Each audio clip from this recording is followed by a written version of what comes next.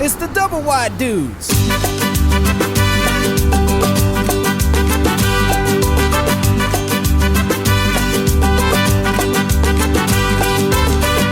Ooh, it's go time. All right. Welcome back to another episode of Doublewide Dudes. This one's going to be number 3 on the home buying process. We're going to get into talking about choosing a floor plan and a home that's right for your family. Once you got a location and knowing where you want to set the home and what area you want to live in, getting the right home is the next step.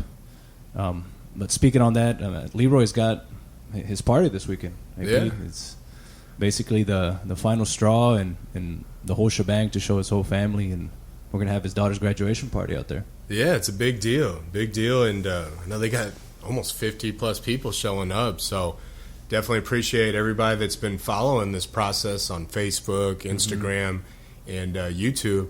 But this is going to be the grand finale, and I couldn't be happier. He's such an awesome guy. It's been an honor getting to know him and becoming his friend throughout this process, and just really grateful they gave us the opportunity, Mousetrap. Yeah.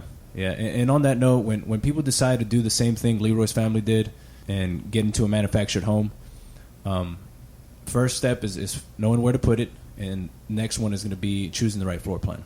Right. You're going to need to see how many bedrooms you need, the size, really how many people are going to live in the home, the dimensions, and what's going to be really suitable for them. So AP, what would be the first aspect when homeowners are choosing a floor plan? Well, I think the size of the home that, like you said, best suits your family is a big one. How many bedrooms do you really need? How many bathrooms do you need? How many living areas? And a lot of that comes down to how much space does everyone in your family need? You know, we've got 4 kids, and each one's different, but a lot of it has to do with age. And what I've noticed, our 10-year-old, likes to be by himself in his own space. But, we've got 3 girls, 6 and under. And no matter where my wife and I go, they're directly on top of us. So, we definitely thought with a family of 4, we needed more space than we really did. But I imagine if you've got older kids, everybody's going to want a little more space than the younger ones. Yeah. And when you're deciding on how many bedrooms, you can take that into consideration on the amount of kids you have or how old they are. Right. If you have 1 or 2 kids and you have another one on the way, and you think a 4-bedroom is going to be good, well, it just really comes down to how you're going to use the space. Right. So I guess the first determination they can make is how many bedrooms they're going to need, how many baths, or even like a hobby. If you want to use one of the 4th bedrooms for craft work or any type of woodwork or anything like that, if you think you can use that extra bedroom for some type of activity, take that into consideration. So Yeah, I think a lot of it has to do with what do I envision my life, my family's life looking like when we get in this home. And that'll tell you how many rooms do you need, how many bathrooms, and all that stuff. That's a big decision. And even take where you currently live into account. When you're at home and you're thinking to yourself, like, dang, I wish I had this, or I wish I had space for that. Yeah. You know what I mean? Yeah, and also what you like about it. What is it about your current situation that you do like that you would like to see in your new floor plan? Yeah. But. Right. So the amount of bedrooms, baths, and living areas is going to be the first thing you're going to need to decide on when choosing a floor plan. But AP, I know in the last episode we talked about just restrictions on the land, right? Right. When they choose a floor plan, is there going to be any setbacks or anything that they're going to need to take care of when deciding on a floor plan for the property that you have? Yeah, that's a big part of the process to remember to look into when you get to the point of picking a house. Some of the HOAs we work with, those neighborhoods only allow double wides. Others only allow you to have hardboard siding on your houses.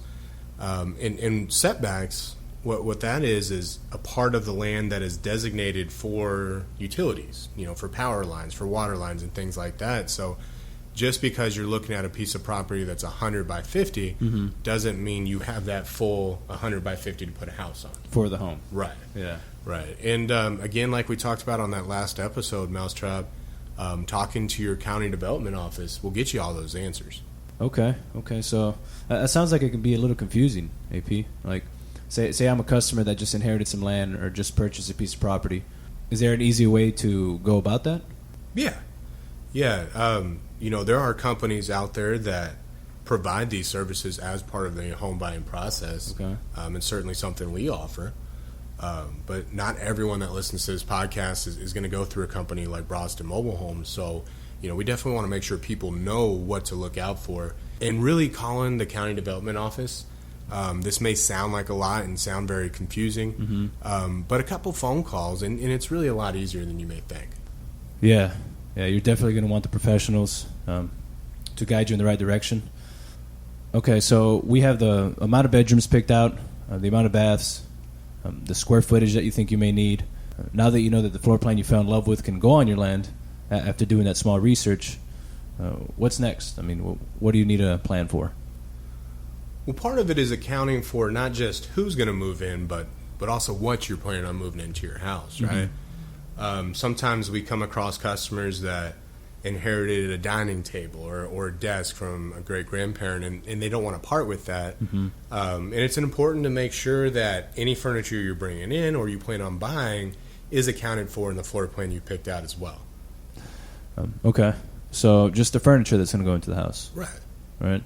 Okay, so now that you know what's going to go into the home, you chose the floor plan, you know it can fit in your land, you know what's going in it, what's another thing that they're going to have to take into consideration?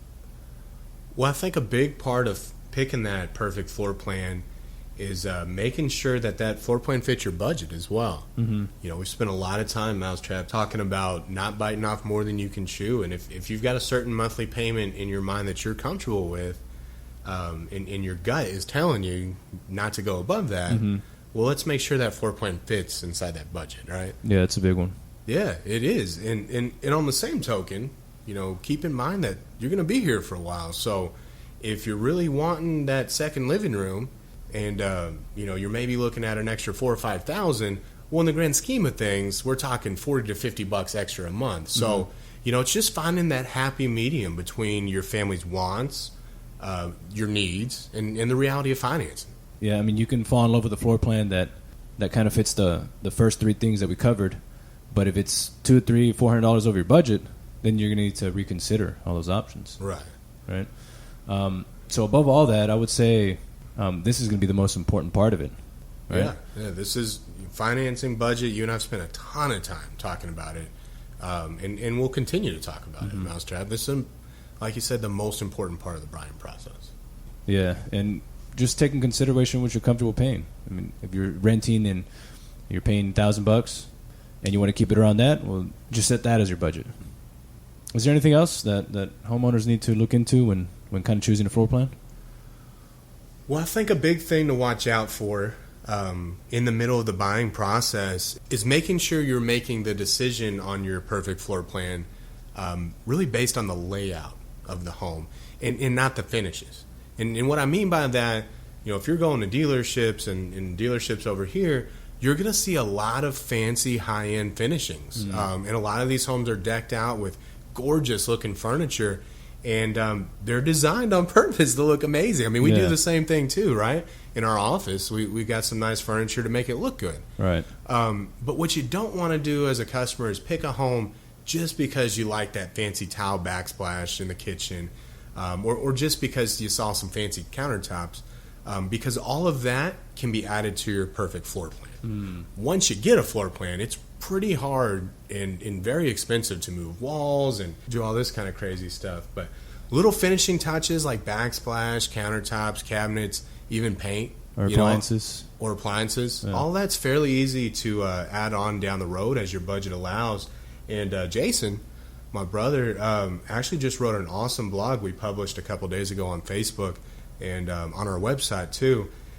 6 do-it-yourself improvements to modernize your mobile home. So, yeah. I mean, when I'm talking to customers and they're doing their shopping and they get the price points at other dealerships, I kind of let them know it's really all the same house structurally. It's just the finishes, like how you were saying. The granite countertops, stainless steel appliances, and whatever the nice aesthetic finishes the home may have can all be added after. Right. And a lot of that ties into the budget. So you made the decision on how many bedrooms you need, how much space, and if your land can allow it, stick with that and focus on the other things later. Right. So I think that wraps it up for the floor plan. Yeah, it's a lot to take in, Mousetrap. Yeah. Well, that does it for this episode, guys. On the next one, we're going to talk about the actual construction of the homes and the floor plans and how they come from each factory. I know there's a lot of confusion and a lot of talk out there on how one factory is better than the next.